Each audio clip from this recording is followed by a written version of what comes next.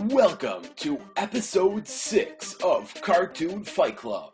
As usual, if you're new to this series, be sure to check out one of our earlier episodes. But if you know how the game is played, then let's get ready for the fight. Get ready for the battle of your childhood.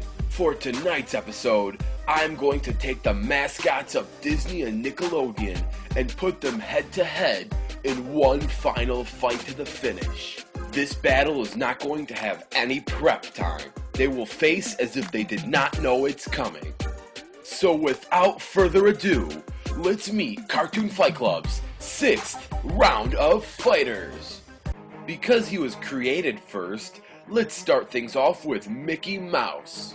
Michael Theodore Mouse, aka Mickey Mouse, may seem like a kind, adorable guy in front of the kids, but when he gets down to business, this is one mouse you do not want to mess with. Mickey Mouse is a jack of all trades. Let's start things off with the Sorcerer Hat. The Sorcerer Hat is a very magical item. It is also the source to most of Yen Sid and Mickey Mouse's power. The hat is for magical use, and with it, one can be very powerful. Because this battle will not have prep time, it is highly unlikely that Mickey Mouse will be carrying this hat with him, since it's usually kept safe in Yen Sid's fortress. This is not too big of a deal, because Mickey can perform many magical attacks without the Sorcerer Hat. Speaking of which, this is why we bring you the Keyblade. The Keyblade is a mysterious weapon, heavily featured in the Kingdom Hearts series. Sora, King Mickey, and many other characters throughout the series wield the Keyblade, and it is an important element to the battle between darkness and light. King Mickey is extremely skilled with the Keyblade, despite him being one of the only few Disney characters capable of wielding one. He uses his size and agility to maximize his advantages and wear down his foes. Mickey Mouse is known for using flipping and spinning attacks, and he usually finishes off his foes with wide strokes of his blade. It is possible to assume he's gained his abilities from his training with Yen Sid. As an apprentice to Master Yen Sid, Mickey has wielded the Star Seeker, a gift from his master. The Star Seeker is far more powerful than a normal Keyblade, and it is also Mickey's primary choice for quick thrashing attacks. Mickey also has an enchanted paintbrush that serves as one of his main weapons in combat. The paintbrush has two main functions: blue paint and green thinner. With the blue paint, Mickey can restore damaged items, and more importantly, he can turn his enemies into his allies for a short time. With this ability, he can get his opponent to do whatever he wants for a short period of time. With the green thinner, Mickey can literally dissolve many types of substances. He can also dissolve away his foes, literally erasing their physical bodies from existence. The only downfall to both the blue paint and the green thinner is that they are both in short supply and they both run out quickly. Mickey Mouse is an extremely skilled offensive fighter. In fact, he is one of the best hit-and-run attackers ever created.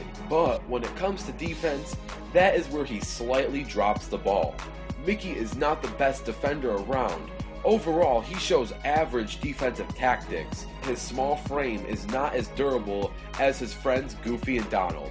What Mickey lacks in defense, he makes up with grit and bravery. This guy is not afraid of anything. Speaking of brave warriors, let's kind of talk about the opposite of that.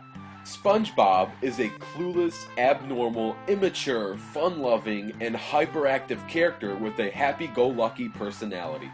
He's an extremely determined person and will often stop at nothing to accomplish a task.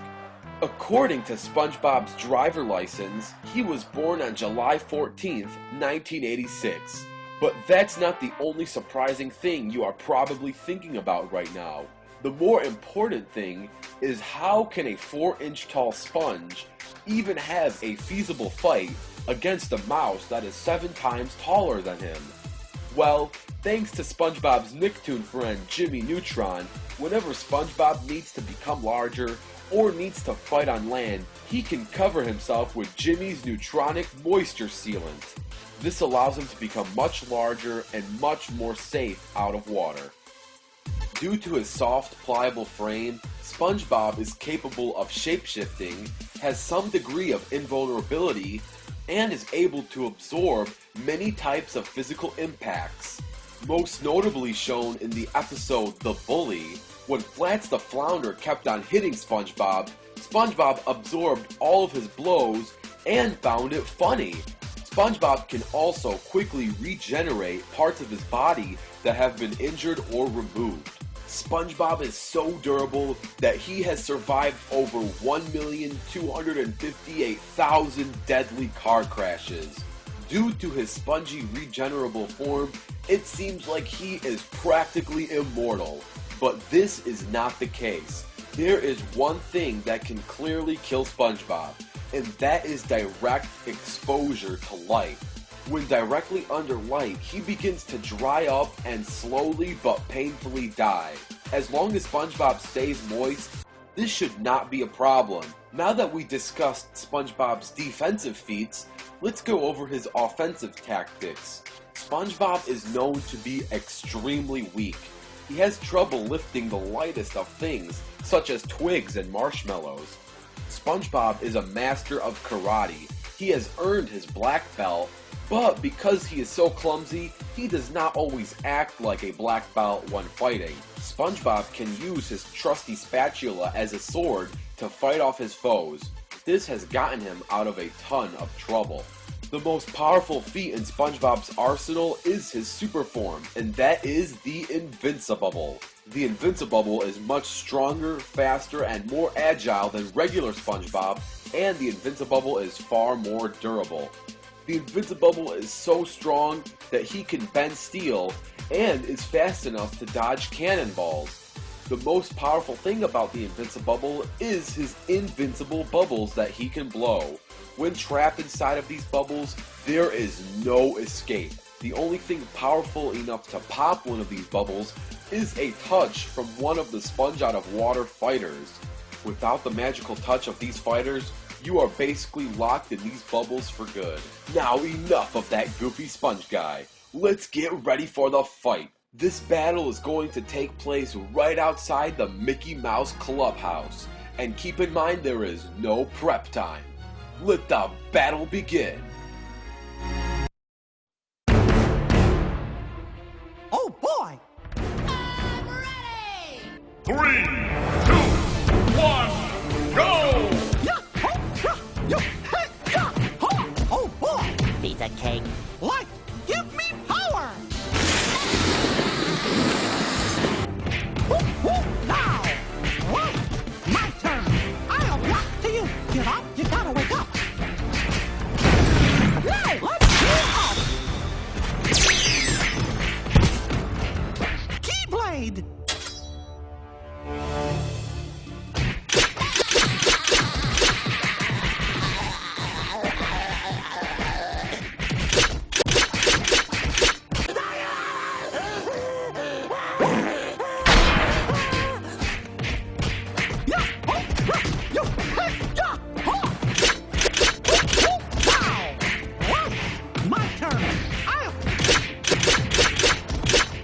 This is gonna be the coolest party ever!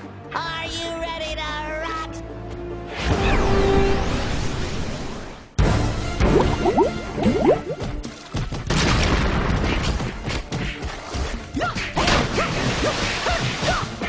Oh boy!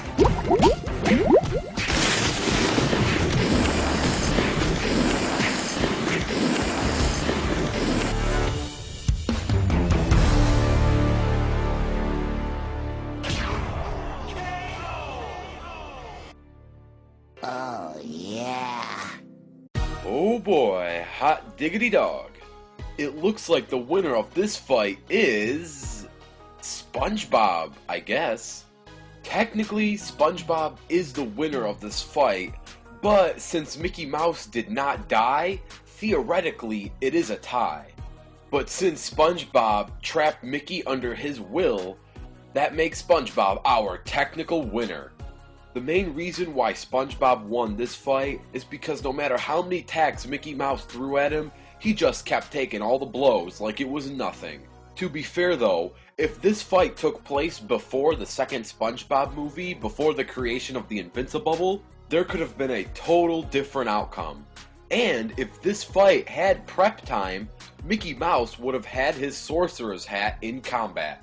So, if you want to see a battle with prep time, then comment down below the word rematch. And if this episode gets 250 rematch comments, there will be a rematch. Keep in mind, a rematch does not guarantee a win for anyone, but it will change the outcome a lot. Also, don't forget to comment down some suggestions for future Cartoon Fight Club matches. Stay tuned because details of the next episode are going to be revealed. On the next episode of Cartoon Fight Club, we are going to feature Cybertron, Star Wars, Nintendo, Dora the Explorer? What do all four of these things possibly have in common? And why are they going to be in the next episode of Cartoon Fight Club? The only way to find out the answer to that is to stay tuned.